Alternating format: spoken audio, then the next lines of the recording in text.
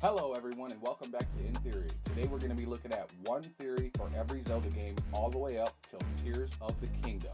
But before we get into that, let's roll the intro.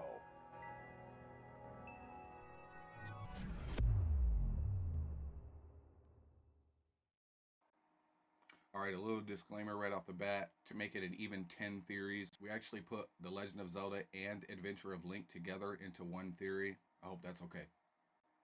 Number 1, The Legend of Zelda and Adventure of Link, Missing Master Sword. In these two games, players traverse the worlds and beat the entire games without ever coming across a sword called the Master Sword. Instead, in Zelda 1, you start with a wooden sword, then a white sword, and finally you obtain the magical sword. In Zelda 2, you play with the magical sword all the way through. Some actually suggest that this is the Master Sword, and that these games are so early in the franchise's history, the name Master Sword just hadn't been settled on yet.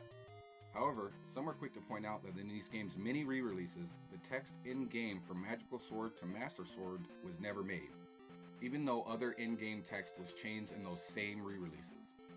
This theory also states that A Link Between Worlds, a game that is supposed to be the direct predecessor to these first two games, Link actually gives Hyrule his Master Sword as a sign of respect for taking all of the Master Ore from their world, leaving the following two games without a Master Sword.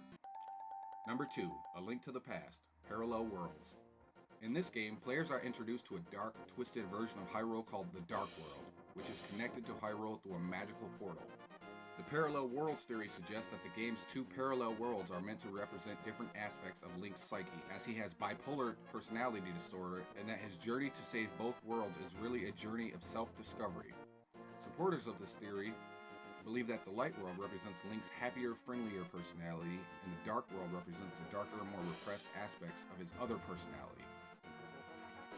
By traversing both worlds, Link must come to terms with his and overcome his inner demons to save both of them. Also, the game's ambiguous ending, in which it is unclear whether the two worlds have truly merged or if they remain separate, suggests that Link actually fails in his journey. Number 3, Link's Awakening, Shared Nightmare. One fan's theory suggests that Link's own memory influenced the dreams of the Windfish, stating that the geography closely relates to some of the places Link has seen before, and that the enemies are also some of the ones Link has faced in previous adventures. Also that the game's end boss, Nightmare, was using Link's memories against him to try to stop Link from awakening the Windfish. Nightmare is shown to have taken on some of Link's toughest enemies, such as Moldorm, Aghanim, and even Ganon. If these were truly events that were only influenced by the Windfish, then none of these events would have taken place. Number 4, Ocarina of Time, Time Loop. One of the most popular theories about The Legend of Zelda Ocarina of Time is the Time Loop theory, which suggests that the events in the game create an endless cycle to maintain balance in the world of Hyrule. The Time Loop theory suggests that the game's ending, where Link is sent back to relive his childhood, is not a happy ending, but a tragic one. Every time Link travels back in time to relive his childhood, he resets the timeline and creates a new alternate reality in which he must once again confront the evil Ganondorf and save Hyrule. However, this time around, Link receives help from his future self, creating a time loop that actually helps to maintain balance in the world. Number 5, Majora's Mask, 5 Stages of Grief. This theory suggests that the game is a metaphor for the 5 stages of grief. According to this theory, the game's dark and twisted world, Termina, is a manifestation of Link's own psyche as he attempts to come to terms with the loss of Navi. Supporters of this theory point to various elements in the game that suggest that Link is struggling with grief in the 5 stages of this grief. For example, the Clock Town represents denial, the swamp represents anger, the ocean represents bargaining, the canyon represents depression, and the temple represents acceptance. In each area of the game, Link must help characters who are dealing with their own grief, and each character's story is a reflection of the different stages of grief. Final confrontation with the game's antagonist, the Skull Kid, is seen by some supporters of the theory as a manifestation of Link's own unresolved grief that he must overcome. In addition, the appearance of the moon, which is shown to have a face and is crashing down onto Termina, is interpreted by supporters of this theory as a representation of Link's overwhelming feelings of grief. Number 6, The Wind Waker, Fallen Hero. This theory suggests that Wind Waker is actually part of the Fallen timeline. This theory suggests that the hero in Ocarina of Time actually failed to prevent Ganondorf from taking over Hyrule, and as a result, the events of the Wind Waker take place in a flooded Hyrule long after Ocarina of Time. According to the theory, after Ganondorf gained control of the Triforce and took over Hyrule, he instituted a reign of terror that lasted for hundreds of years. In the face of defeat, the goddess flooded Hyrule as a last resort to try obtaining the Triforce again and spread Hyrule's landmasses far apart to create the Great Sea. That would make Link from the Wind Waker a descendant of the failed hero of time. Number 7. Twilight Princess, Hero's Spirit.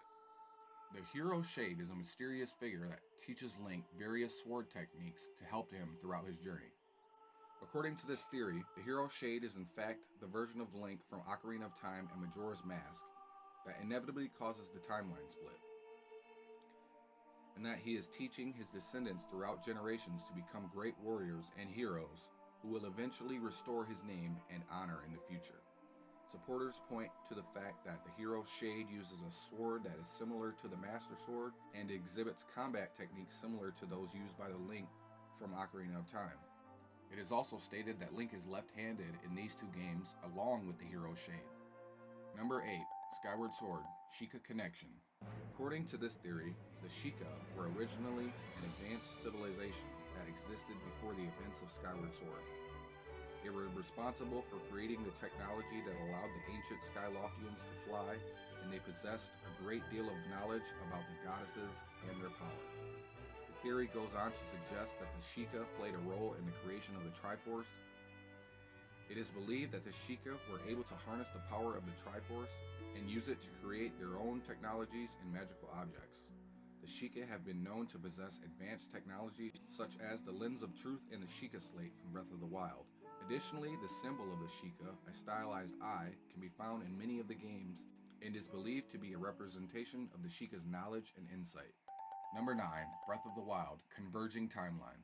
This theory proposes that the events in Breath of the Wild occur after all three timelines: the child timeline, the adult timeline, and the fallen hero timeline, and that the game represents the convergence of these three timelines into a single, unified timeline. Support for this theory can be found in various elements of the game, such as the appearance of characters and locations from different timelines, and references to past events in the series. The famous Majora's Mask from the child timeline can be seen.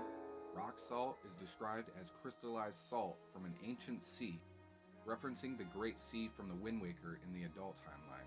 And lastly, Spectacle Rock from the Fallen Hero timeline can also be seen. All of that, along with the fact that the game's director, Hidemaru Fujibayashi, has stated that Breath of the Wild takes place at the end of a timeline. Number 10. Tears of the Kingdom, the end of a hero. I actually think that in this new installment, Link actually fails at defeating Ganon and is laid to rest. I'm kidding. I think he will actually be revived using a yellow tear that Zelda is holding in the Tears of the Kingdom trailers. A tear that was shed during the darkest times in Hyrule history, Ganon's calamity. I hope you guys liked watching that video. Like and subscribe if you want to see more, and thank you for watching.